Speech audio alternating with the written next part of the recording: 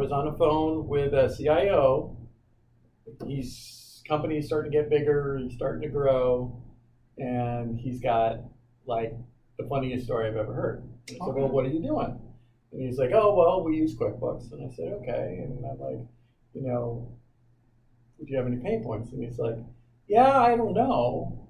And I said, "Well, what do you mean you don't know?" And he said, "Well, you know, the reporting in QuickBooks we've really outgrown, and it's got to the point that for them to do reporting, they actually are driving everything out of QuickBooks.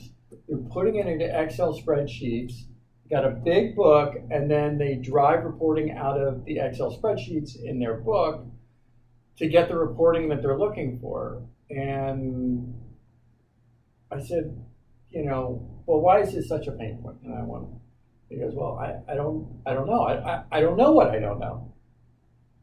So he must be using he must have outgrown that solution.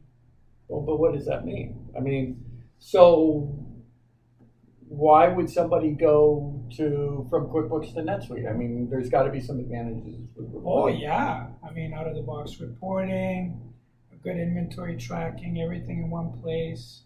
No need to export into Excel and manage it there. Everything is in one application, making your life much easier. Gotcha.